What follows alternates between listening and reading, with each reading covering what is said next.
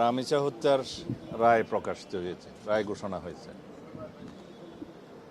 আমাদের দেশে এটা খুব চাঞ্চল্যকর একটা মামলা ছিল। আমি আজকে পুলিশ বাহিনীকে পুরস্কৃত করার কথা ঘোষণা করেছি। রামিচা হত্যার একটা বিষয়,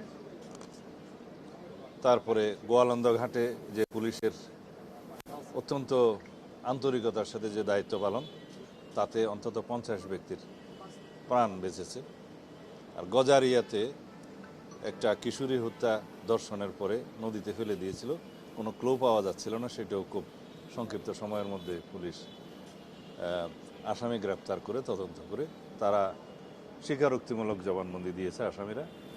এই সমস্ত অগ্রগতিগুলো আমরা যেমন পুলিশকে পুরস্কৃত করব তাদের ভালো কাজের জন্য, তিরস্কারের সময় তিরস্কৃত হবে।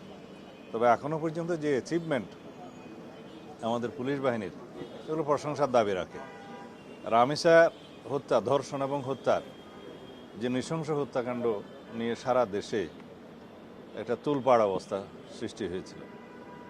জনপ্রত্যাশা অনুযায়ী আমরা অত্যন্ত সংক্ষিপ্ত সময়ের মধ্যে দ্রুততার সাথে ডিএনএ টেস্ট করে পোস্টমর্টম রিপোর্ট এবং চার্জশিট কোর্টে দাখিল করে আমরা খুব সংক্ষিপ্ত সময়ের মধ্যে এই বিচার কার্য পরিচালনায় সহযোগিতা করেছি।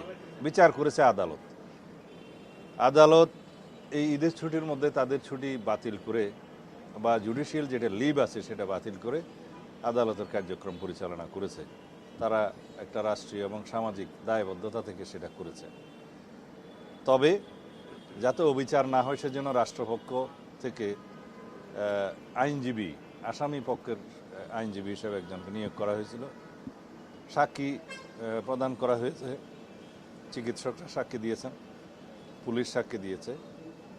এখানে যেহেতু আসামি 2 জন, যেহেতু 164 স্বীকারোক্তিমূলক জবানবন্দি রেকর্ডেড করা হয়েছে, ডিএনএ টেস্ট এবং পোস্টমর্টম রিপোর্ট হয়েছে, সব কিছু মিলিয়ে এই মামলাটা খুব বেশি কঠিন কিছু ছিল না প্রমাণ করা। আমরা প্রমাণ করতে সক্ষম হয়েছি এবং আদালত ন্যায় বিচার করেছে, আসামিদের মৃত্যুদণ্ড দিয়েছে।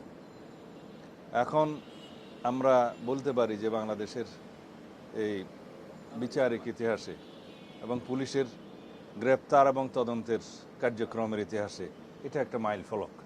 এভাবেই আমরা ইনশাআল্লাহ জনপ্রত্যাশা অনুযায়ী দেশে আইনের শাসন প্রতিষ্ঠা করতে চাই। আশা করি আমরা সকলের সহযোগিতা পাব। কার্যকরের বিষয়টা হচ্ছে যখন মৃত্যুদণ্ড দেয়া হয় কাউকে, সেটা ডেথ রেফারেন্স হিসেবে হাইকোর্টে শুনানি করতে হয়।